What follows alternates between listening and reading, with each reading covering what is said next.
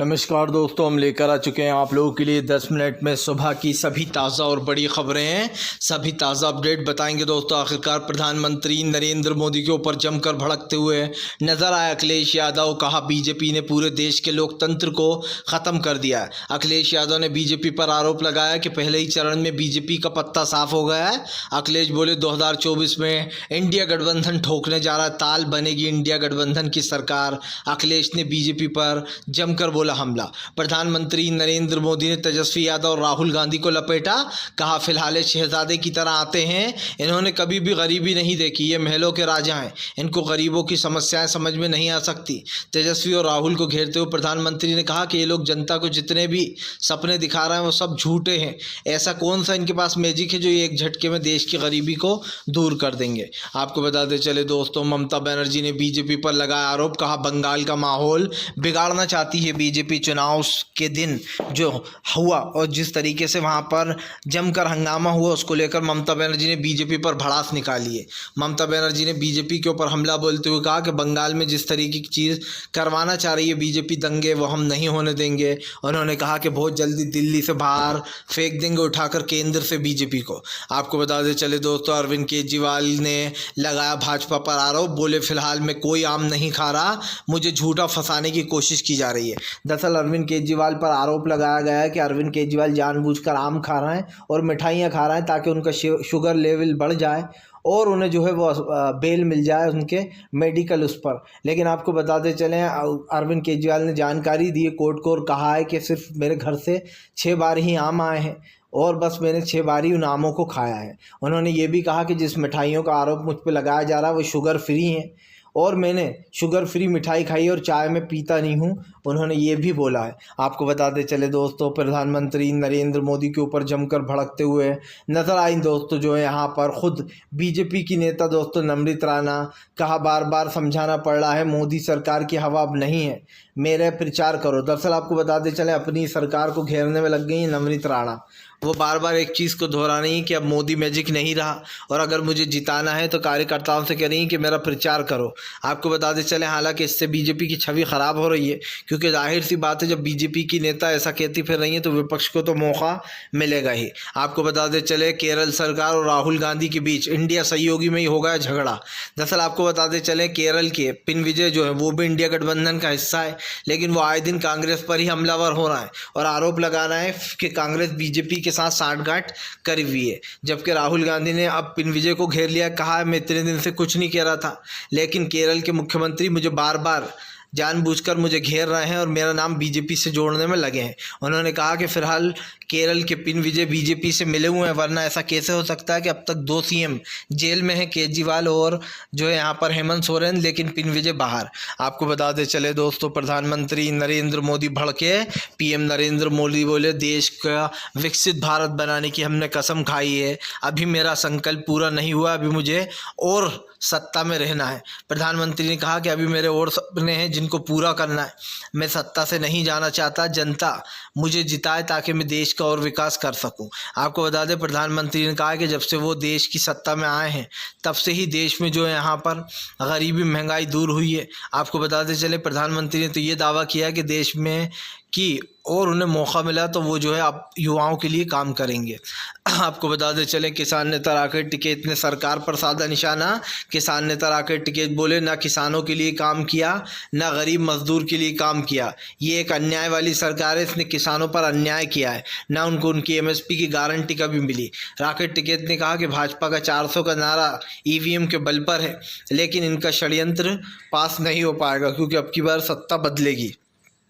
आपको बताते चले दोस्तों, युवाओं में बेरोजगारी को लेकर प्रधानमंत्री से नाराजगी, युवाओं ने निकाली बीजेपी पर भड़ास। दरअसल आपको बताते चले कुछ युवा और खास कर बेरोजगारी को लेकर युवाओं में नाराजगी बीजेपी को लेकर। कई युवा ऐसे हैं जो कह रहे हैं कि हम बीजेपी के समर्थक हैं लेकिन हम बीजेपी को वोट नहीं देंगे।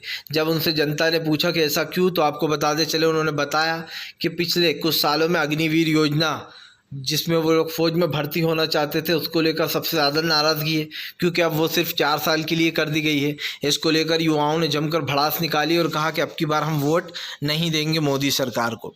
आपको बताते चले दोस्तों, फिलहाल प्रधानमंत्री नरेंद्र मोदी के ऊपर जमकर भड़कते हुए नजर आए दोस्तों। जो यहाँ पर संजय सिंह बोले अरविंद केजरीवाल को तिहाड़ जेल में ही मारने की कोशिश, बीजेपी और ईडी आपस में मिले हुए हैं। दरअसल अब अरविंद केजरीवाल के सपोर्ट में केजरीवाल के जो दाहिने हाथ है दोस्तों संजय सिंह, उन्होंने बीजेपी पर बड़ा आरोप लगा दिया है। उनका कहना है कि जेल में अरविंद केजरीवाल को मारने की कोशिश हो रही है, उनकी दवाएं उन तक नहीं पहुंचने दी जा रही हैं, उनकी दवाइयों को बीच में ही रोका जा रहा है। इस चीज़ को लेकर उन्होंने जमकर हल्ला बोला।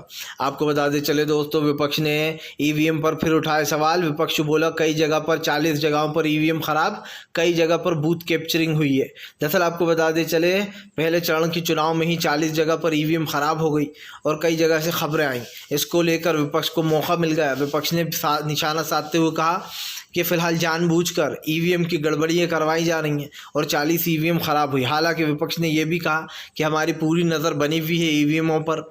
इसी के साथ साथ आपको ये भी बता दें, कई जगह पर ईवीएम तोड़ दी गई, तो ये काफ़ी हंगामा हो गया। आपको बताते चले दोस्तों, संजय रावत ने बीजेपी पर लगाया आरोप। संजय रावत बोले फिलहाल बीजेपी मणिपुर को नहीं संभाल पाई, चुनाव के वक्त ही, मतदान के वक्त ही दोस्तों गोलियां चल गई, फायरिंग हो गई और ईवीएम को तोड़ डाला। दरअसल कल आपको बताते चले, मणिपुर में भी चुनाव था परसों के दिन, लेकिन मणिपुर में जो यहाँ पर चुनाव नहीं हो पाया, क्योंकि जैसे ही वोटिंग शुरू हुई उससे पहले ही वहाँ के लोगों ने जो है यहाँ पर ईवीएम को तोड़ दिया और इसी के साथ साथ दोस्तों वहाँ पर पूरी तोड़फोड़ मचा डाली। इसका मतलब ये है कि जो वो खास कर मणिपुर में उबाल आया था, जो मणिपुर में हिंसा हुई थी, वो ठंडी होने का नाम नहीं ले रही है। अब चुनाव वहाँ के लोग नहीं होने देना चाहते, इसीलिए मणिपुर में जिस तरीके से वोटिंग रखी गई थी और उसके बाद जो है फायरिंग हुई और जमकर गोलीबारी भी चल गई। आपको बताते चले दोस्तों, प्रधानमंत्री नरेंद्र मोदी ने जो है यहाँ पर देश खुद ही नहीं रहा, कहा फिलहाल देश में अगर परिवारवाद से बचना है तो कांग्रेस को वोट मत देना। दरअसल आपको बताते चले, प्रधानमंत्री इल्ज़ाम लगा रहे हैं कि तमाम इन लोगों ने परिवारवाद फैला रखा था, कांग्रेस वालों ने। आपको बताते चले, प्रधानमंत्री ही नहीं रुके, उन्होंने ये भी कहा कि ये लोग तमाम, चाहे लालू का परिवार हो या फिर जो है राहुल गांधी हो, तमाम लोग, ये जो लोग परिवारवाद को बढ़ावा देते हैं। आपको बताते चले दोस्तों, प्रधानमंत्री नरेंद्र मोदी के सपोर्ट में उतर गए दोस्तों जो है यहाँ पर अमित शाह ने राहुल गांधी को लिए लपेटे में। दरअसल आपको बताते चले, राहुल गांधी को लपेटे में लेते हुए अमित शाह ने कहा कि राहुल गांधी ने सिर्फ जो है एक राजा की तरह ज़िंदगी बिताई है, उन्हें नहीं पता कि गरीबों की तकलीफ़ें क्या है।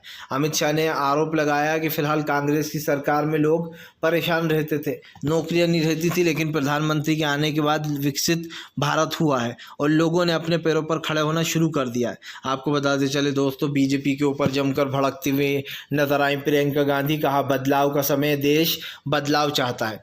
दरअसल आपको बताते चले, पहले चरण की वोटिंग में दावा कर रहा है इंडिया गठबंधन कि उसका पल्ला भारी है। कई जगहों पर, कई सोशल मीडिया रिपोर्टिंग में ये कहा जा रहा है कि इंडिया गठबंधन को पहले चरण के वोट में अच्छी खासी बहुमत मिल रही है। ऐसा दूसरी तरफ आपको बताते चले, अब इंडिया गठबंधन ने दावा किया है कि वो 4 जून को अपनी सरकार बनाने जा रहा है। आपको बताते चले दोस्तों, फिलहाल एक बार फिर से मच गया घमासान। तेजस्वी यादव ने निकाली नीतीश कुमार पर भड़ास। तेजस्वी ने नीतीश के ऊपर हमला बोलते हुए कहा कि नीतीश कुमार वोटिंग के बीच गायब है। उन्होंने कहा कि उनको गायब करने में बीजेपी का हाथ है। तेजस्वी ने आरोप लगाया कि फिलहाल इस वोटिंग से नीतीश कुमार डरे हुए हैं, क्योंकि उन्हें पता है कि अब की बार बिहार में पहले ही फेज़ की वोटिंग में 4 की 4 सीटें आरजेडी जीत रही है। आपको बता दें, पहले फेज़ की वोटिंग में 4 लोकसभा जो बिहार की सीटें थी उस पर वोट हुआ। इसको लेकर ये ऐलान किया गया कि इन चारों की 4 सीटों पर हम जीतते हुए नज़र आ रहे हैं। इसको लेकर तेजस्वी ने बड़ा दावा किया। आपको बताते चले दोस्तों, फिलहाल प्रधानमंत्री नरेंद्र मोदी की बढ़ने वाली हैं मुश्किलें दोस्तों। जी हाँ, दरअसल आपको बताते चले, बीजेपी की कंगना रावत के सामने विक्रमादित्य सिंह ने खोला मोर्चा। कहा फिलहाल बॉलीवुड में फ्लॉप होकर अब यहाँ आई हैं, यहाँ से भी हिमाचल की जनता भगाने वाली है। दरअसल कंगना रावत इन दिनों काफ़ी ट्रेंडिंग में चल रही हैं, क्योंकि कंगना